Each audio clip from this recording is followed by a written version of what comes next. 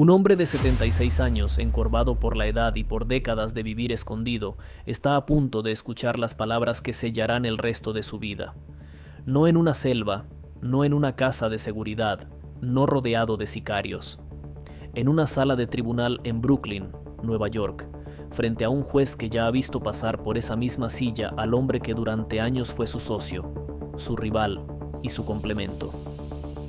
Hoy, 20 de julio de 2026, Ismael Zambada García, conocido en todo el mundo como El Mayo, va a ser sentenciado a cadena perpetua. Pero antes de llegar a este momento, hay una pregunta que muy pocos se atreven a hacer en voz alta. ¿Cómo es posible que el hombre que dirigió, junto a El Chapo Guzmán, la organización de narcotráfico más grande del mundo, jamás pisara una cárcel mexicana, jamás fuera capturado en un operativo espectacular y terminara entregado a Estados Unidos de una forma que ni sus propios abogados han terminado de explicar del todo?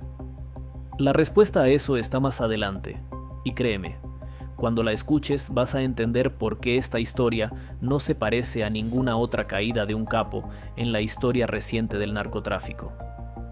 Durante casi 40 años, El Mayo fue la sombra detrás del trono. Mientras El Chapo acaparaba portadas, fugas de película y capturas espectaculares, Zambada construía en silencio la columna vertebral operativa del cártel de Sinaloa. Los fiscales estadounidenses lo han descrito, sin rodeos, como uno de los narcotraficantes más prolíficos y poderosos que ha existido, quizás el que más. No es una frase suelta de un periodista buscando titular. Es parte del escrito oficial que la Fiscalía presentó ante el tribunal antes de esta sentencia. Y aquí viene el primer gran giro de esta historia. El Mayo no cayó en una redada. No hubo helicópteros. No hubo un ejército rodeando un rancho en la sierra. El 25 de julio de 2024, Zambada aterrizó en un pequeño aeropuerto de Santa Teresa, Nuevo México, a bordo de una avioneta privada. A su lado, Joaquín Guzmán López, uno de los hijos de El Chapo. Según la versión que después presentaría la propia defensa de Zambada, el histórico capo fue engañado. Le habían dicho que iría a mediar en un conflicto interno del cártel. En lugar de eso, terminó entregado directamente a las autoridades estadounidenses. Quédate, porque en unos minutos vas a entender por qué esa versión de traición interna, si es cierta, cambia por completo la manera en que deberíamos leer el colapso del cártel de Sinaloa en los últimos años. Y también vas a descubrir por qué, pase lo que pase con esa historia, ya no importa para el destino legal de El Mayo. Antes de seguir, déjame contarte algo que no vas a encontrar resumido en ningún otro video sobre este caso. Este canal existe precisamente para eso, para ir más allá del titular, para conectar los puntos que los medios tradicionales dejan sueltos y para explicarte no solo qué pasó, sino por qué pasó y qué significa. Si todavía no estás suscrito, este es el momento perfecto para hacerlo, porque lo que viene en los próximos minutos es la parte de la historia que casi nadie está contando con claridad. Volvamos a Brooklyn. El proceso judicial contra Zambada no fue rápido ni sencillo. El caso, que originalmente se llevaba en Texas, terminó trasladándose a Nueva York, al mismo tribunal del Distrito Este donde años antes se había juzgado a El Chapo Guzmán y al excomisionado de seguridad Genaro García Luna. No es casualidad, es el mismo juez, Brian M. Cogan, quien ahora tiene en sus manos el destino final de Zambada. El 25 de agosto de 2025, casi 13 meses después de su llegada a suelo estadounidense, El Mayo se declaró culpable.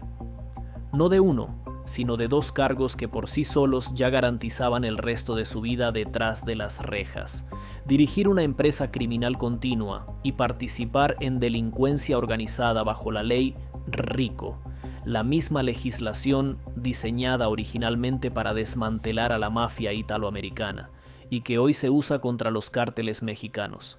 Aquí está el dato que quizás no conocías.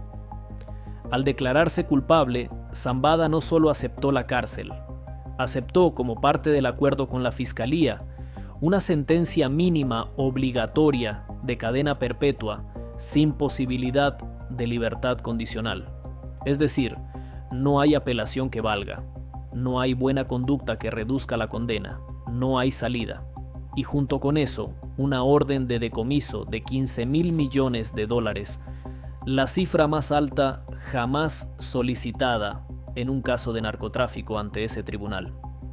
Pero espera, porque lo que viene ahora es todavía más revelador sobre quién es realmente este hombre. En el escrito que la fiscalía presentó antes de la sentencia, los fiscales fueron directos. Sería difícil exagerar la magnitud de los delitos de Zambada y la escala de corrupción, violencia y otros daños que propagó por México, Estados Unidos y el resto del mundo. Hablamos de décadas ordenando torturas, planeando asesinatos y construyendo junto a El Chapo la mayor organización de tráfico de drogas del planeta. Cocaína, fentanilo, metanfetamina, toneladas de estas sustancias cruzaron la frontera bajo su liderazgo. Y aquí es donde la historia da otro giro que pocos esperaban. A diferencia de otros capos capturados en los últimos años, el Mayo no ofreció colaborar. No buscó reducir su condena entregando información a cambio de beneficios. Su propia defensa, encabezada por el abogado Frank A. Pérez, lo dejó por escrito ante el juez Kogan. Zambada no proporcionó asistencia sustancial a las autoridades estadounidenses, ni pretende hacerlo. En otras palabras, el hombre que durante décadas evitó la cárcel moviéndose entre las sombras, ahora que está frente a la justicia, decide no negociar más. Acepta su destino. Pero eso no significa que su defensa se quedara de brazos cruzados. Todavía no te he contado la parte más humana y a la vez más incómoda de este juicio. Zambada tiene 76 años. Su defensa argumentó ante el tribunal que enfrenta un conjunto de problemas de salud relacionados con la edad y pidió algo muy concreto, que el juez recomendara al Buró Federal de Prisiones asignarlo a un centro penitenciario con servicios médicos adecuados en lugar de una prisión de máxima seguridad convencional. Es importante entender que esta petición no buscaba menos años de cárcel, ni un trato de privilegio frente a otros condenados. Sus propios abogados lo aclararon. No pedían una prisión de menor seguridad, solo un lugar donde pudiera recibir atención médica, mientras cumple una condena que, de cualquier forma, será perpetua. Y aquí llega uno de los momentos más interesantes de todo el proceso, algo que probablemente no esperabas. La fiscalía, la misma que pidió la pena máxima y el mayor decomiso de la historia en este tipo de casos, no se opuso a esa solicitud. En el documento presentado antes de la sentencia, el gobierno declaró textualmente que no tenía objeción y que el tribunal había tenido en cuenta las condiciones médicas del acusado al elaborar su recomendación de designación. Un capo que sembró terror durante décadas y al final del camino, hasta sus adversarios legales reconocen su fragilidad física. Pero no te vayas todavía, porque hay una consecuencia de esta sentencia que muy pocos análisis mencionan y que en realidad es una de las claves para entender lo que sigue. Si Zambada es condenado, como se espera, a cadena perpetua en Estados Unidos, esa misma condena bloquea la posibilidad de que enfrente los procesos que tiene abiertos en México. La justicia estadounidense, en este caso, no solo castiga, también determina de facto que el Mayo jamás volverá a pisar suelo mexicano, ni siquiera para responder ante sus propios tribunales. Piensa en lo que eso significa. Un hombre que construyó un imperio criminal en México, que corrompió instituciones, que sembró violencia en decenas de comunidades, terminará sus días en una prisión extranjera, sin jamás enfrentar a la justicia del país donde cometió la mayoría de sus delitos. No hay reflexión moral simple para esto. Es simplemente cómo funciona el sistema cuando dos países compiten por castigar al mismo criminal. La defensa de Zambada, en un gesto casi calculado, comparó su actitud con la de su antiguo socio, y después rival, el Chapo Guzmán. Recordaron que Guzmán enfrentó un juicio completo con jurado antes de recibir su condena perpetua, un proceso largo, público y desgastante. El Mayo, en cambio, eligió el camino contrario: aceptar los cargos, evitar el juicio y simplemente esperar la sentencia. Dos formas completamente distintas de llegar al mismo destino, una celda para el resto de la vida. Y hablando de El Chapo, aquí está la conexión que probablemente no habías conectado todavía. Guzmán cumple actualmente cadena perpetua en la prisión federal de máxima seguridad conocida como Supermax, en Florence, Colorado, uno de los centros penitenciarios más herméticos del mundo. Zambada, gracias a su condición médica y a la falta de objeción de la fiscalía, probablemente termine en un lugar distinto, un centro con atención hospitalaria. Dos socios que construyeron juntos el mismo imperio y que terminan sus vidas en extremos completamente diferentes del sistema penitenciario estadounidense. Ahora, volvamos a la pregunta que dejamos abierta al principio de este video. ¿Por qué el Mayo, el hombre más difícil de capturar en la historia del narcotráfico mexicano, terminó entregado sin un solo disparo, sin una sola persecución? La versión que ha trascendido, y que sus propios abogados no han desmentido, es que fue engañado por Joaquín Guzmán López, bajo la promesa de mediar en un conflicto interno dentro del cártel.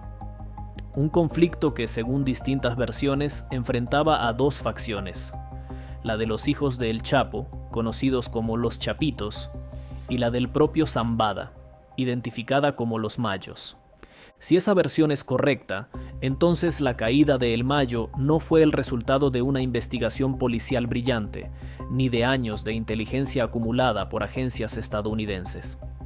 Fue el resultado de una traición interna, de una guerra silenciosa entre las nuevas y las viejas generaciones del cártel más poderoso del hemisferio. El propio imperio que Zambada ayudó a construir terminó siendo, según todo indica, el instrumento de su propia caída. Y así, sin fugas espectaculares, sin túneles, sin videos virales de captura, el 20 de julio de 2026, en una sala de tribunal en Brooklyn, se cierra uno de los capítulos más largos y más silenciosos del narcotráfico moderno. El juez Brian Cogan, el mismo que sentenció a El Chapo y a García Luna, dicta la palabra final sobre el hombre que durante casi 4 décadas prefirió operar en la sombra antes que en el reflector. Si esta historia te ha dejado pensando en cuántas piezas todavía no conocemos sobre cómo realmente cayó el Mayo Zambada, imagina lo que vas a encontrar en los próximos videos de este canal. Aquí seguimos las historias que otros dejan a medias, conectando lo que realmente importa detrás de cada titular. Suscríbete y no te pierdas la próxima entrega de esta historia que todavía sigue escribiéndose.